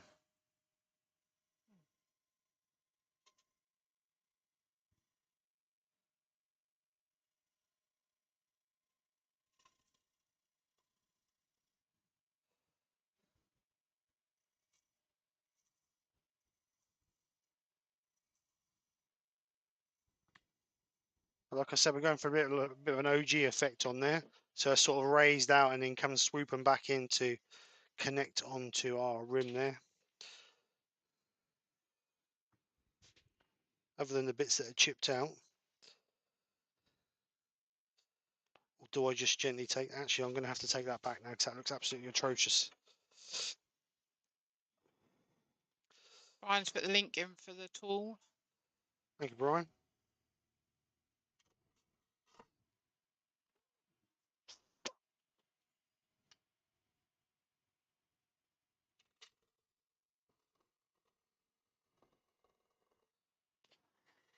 £110. You weren't far off for £12.99.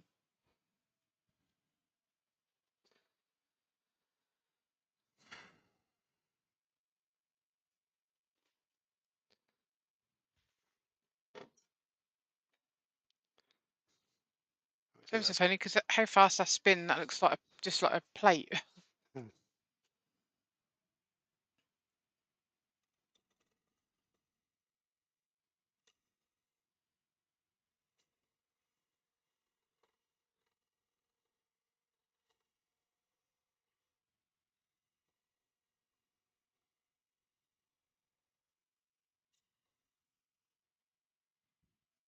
So a bit of a design change here.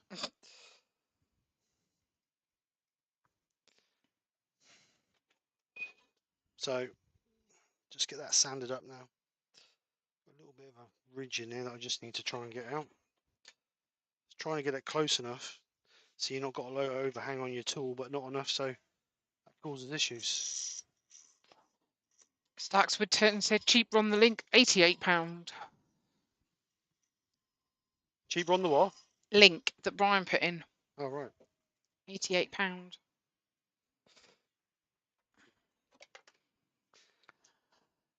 Right, so let's get that sanded up. Nice and delicate now, because if we run over, we're going to hit our pieces, which is not what we want. So just take our time a little bit. Ouch, that's hot.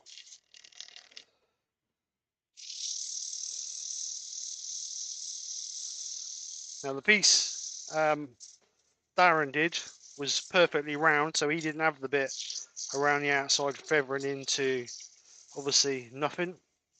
He did a nice square clock looking. Actually, it was a clock he did, so it was not quite a nice piece. But obviously, I couldn't find a square piece big enough, so I thought that'd be nice to do an unusual shape. So this one here, we want to really be careful with this because we don't want to be catching our Joe Sonia paint. Susie said it looks like an eye. Aye, aye.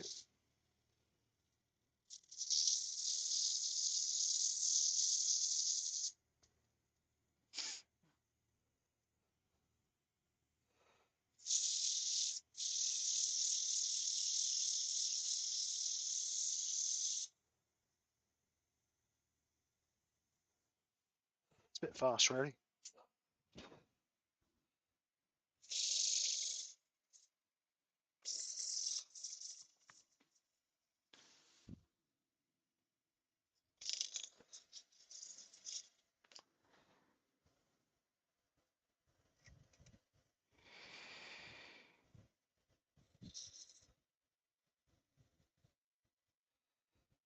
Right, so that's that one. 240 grit.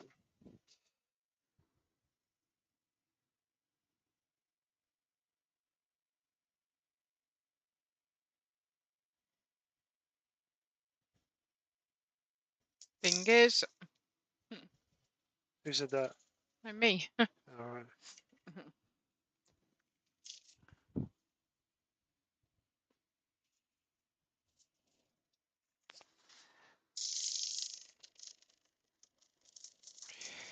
Why did you change the shape of it? Oh. Why? Mm. Because I had that chip out on it.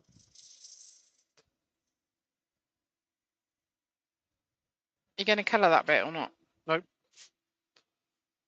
320.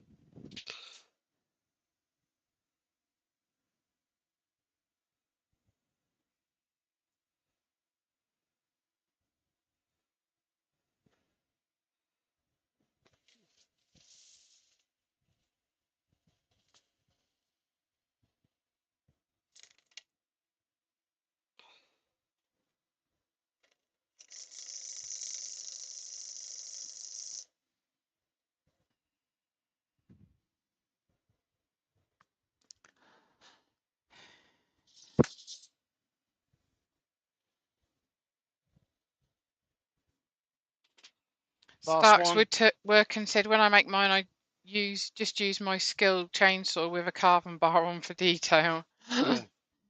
Woodridge by Colin said I think chainsaw carving is amazing. We saw some at Sandringham craft fair, didn't we? Yep. They are good what they do. I was doing a horse and they'd done someone had done a spaceman, hadn't they? Yep. Full size spaceman. Actually, bigger than full size. Mm.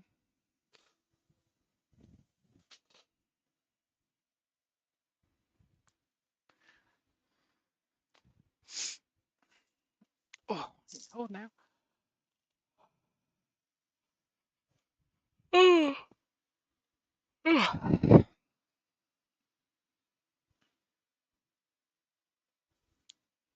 Dr. Bob said the eye of Horus knows all and sees all.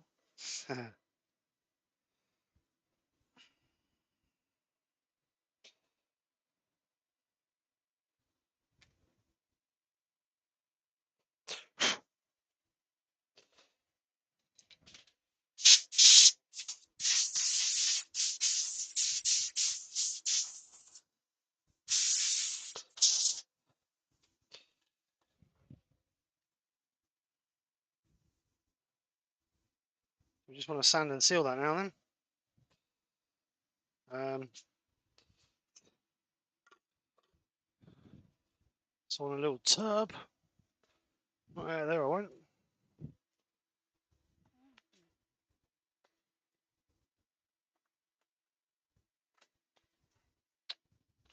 Oh, come on.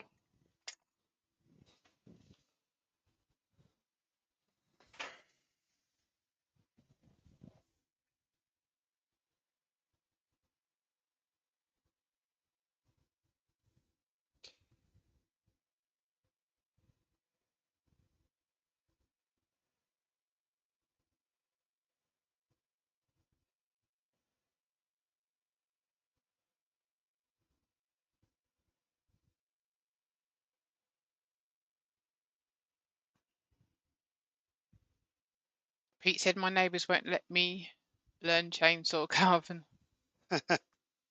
Colin said there was a massive dragon carving in Wales. Very cool.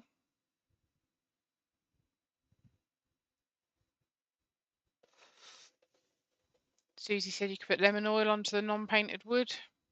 Yeah, you could do. So Brian's not on Mondays, on Thursday instead.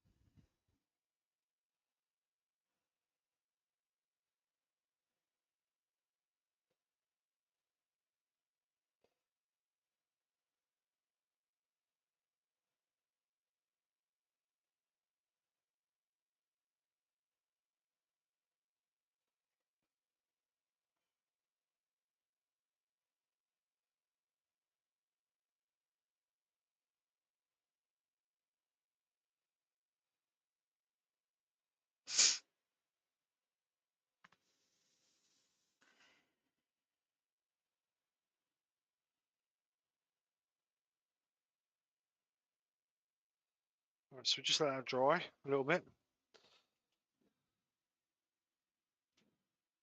Chloe Curville, hello. Robert Bortwood said, okay, we'll go out then. Catch you Thursday then. Right, so just let it dry a little bit, and then we'll just denib that.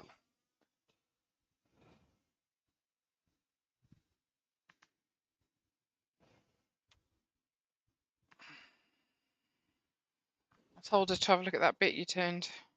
What bit? The bit you got on the leave. Right. Do you want me to go? Are you going to go? Go You where? done or? Go pick your daughter up?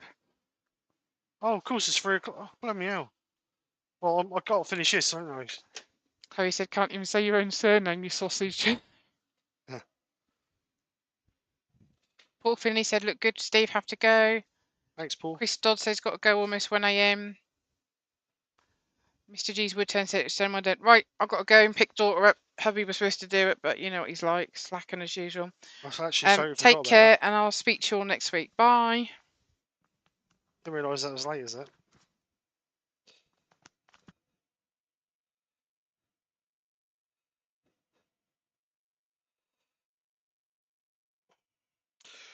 Right, so just get a bit of wax on that, and it will be finished. Just denibbed it a little bit just to take the rough raised grain out of it. And we'll just get a little bit of tissue and wax it. So again, minimum amount. Just rub it nice and hard into our piece. Don't want it over the painted area, because if you do, that'll end up going white.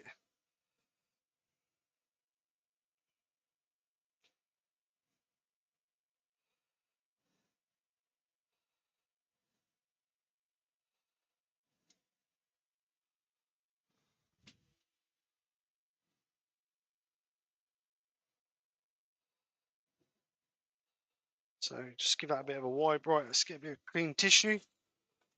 I didn't realise what the time was, see. Yeah, you're right there. I will be paying for that.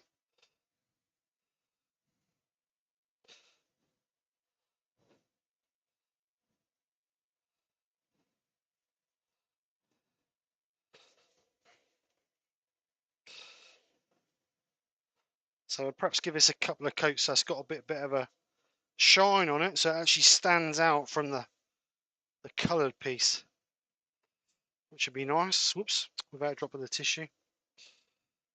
Huh.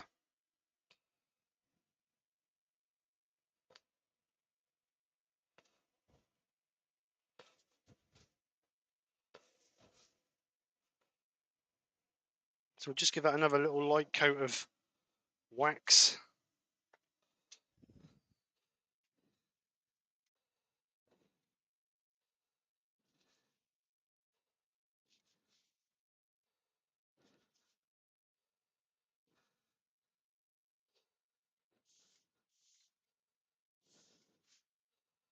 Let that dry, we'll give that a buff off.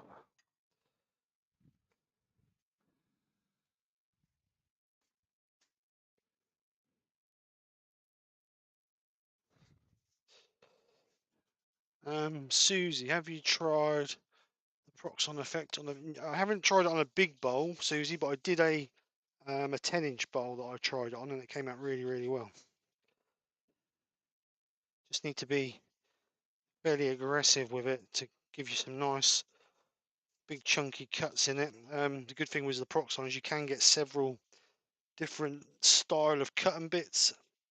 I have a rasp bit for it, which is really, really good for putting nice wide grooves in, which is what you want when you've got a nice big bowl. The Arbortech blade is more for fine cuts than big chunky cuts. But right, I think that's it. It's got to be washed out. Get rid of that. I think we're there. Thank God. Ugh. So we've got a little bit of, not overspray, but you can feel a little bit of rough in the back of the piece. Obviously where the vapors of the black has blown over the back of it. So what I'm going to do is I'm just going to give it another quick coat of wax on the back, and that should just remove any light overspray that made its way across onto the back of the wood. As you can see, it's just brought off the black overspray. So we'll just buff it off, and that should make that nice and smooth again. Like I say, the back is just as important as the front.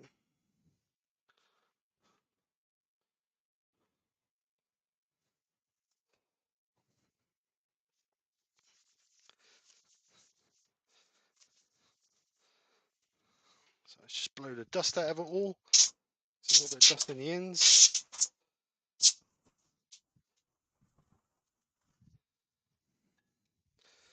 Put these away.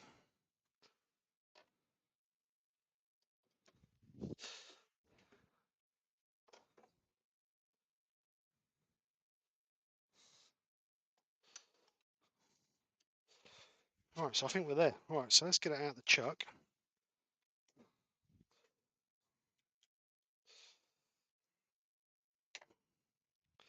So the idea of it is, you can obviously hang it that way. You can obviously hang it that way, or you can hang it that way. So the idea of the dovetail is, I don't know if I've got a screw in there to hold it. The obviously idea of the dovetail is, oops, it's not quite deep enough. The dovetail could do with being a little bit deeper. It's not quite catching. Well, it is catching, but I might want just a little bit nicking out the top or whatever. But the idea is to have it that way or that way, depending on what we want. But like Dr. Bob said, you could make a stand for it, so it stands on a little stand. That would be nice. But anyway, yeah, that's the idea of it. A little bit of wall art inspired by oops, not that one, this one. Darren Breeze. That camera never looks sharp and nice. Always looks a bit fuzzy to me. Camera. But anyway,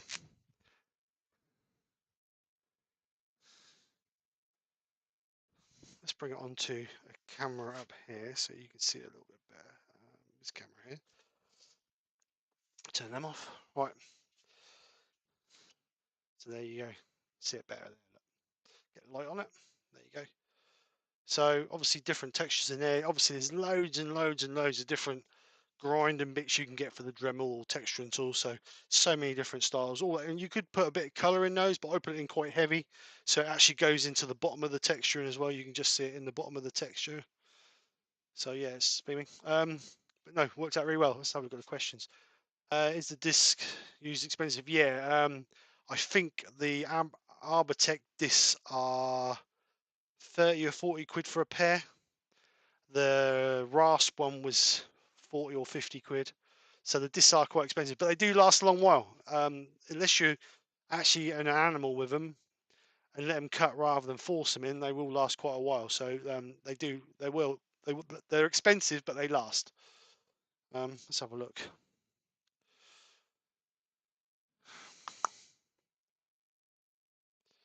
I think that's it. Very nice. It was great fun watching. Thank you. Sorry it took so long. Sorry it's taken so long. But as you can imagine, there's a lot of work in it. I had to change this bit here because as I was going in there trying to rush it, I caught the black edge. But to be honest, it's not really out of place. It doesn't look too bad. I like it. I quite like it actually. I might actually stick it up for sale. I might actually try and sell something. Anyway, yeah, the Proxon is a good tool. Not the cheapest, but a really, really good tool.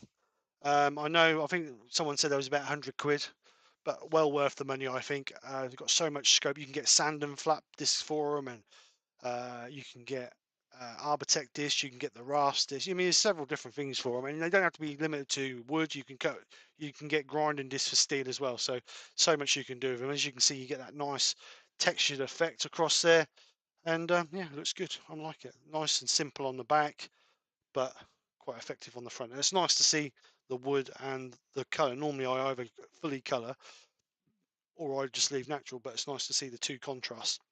So yeah, anyway,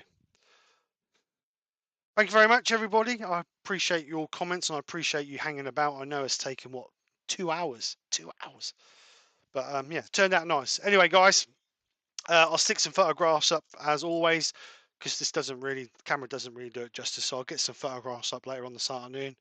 And yeah, so don't forget on Monday, Terry's on lunchtime. No Brian Monday night, but he's back Thursday. We will be back Friday for Battle of the Makers, the next Battle of the Makers. See if Joe and Glyn can clinch that final point so the Gold Hunter, the Wood Warriors can't catch him up. But we'll see. Time will tell. So anyway, thank you very much for coming over and joining us. Hope you've enjoyed. If you have, then please smash that thumbs up. If you're new to the channel, then thank you very much for coming and joining us. Hope you've enjoyed what you've seen. If you have, please consider subscribing and smashing that bell button so you get notified for all my upcoming videos and lives. That would be very much appreciated. So other than that, we're going to go. So take care. Speak to you soon and bye for now. Have a great week, guys. That's all, folks.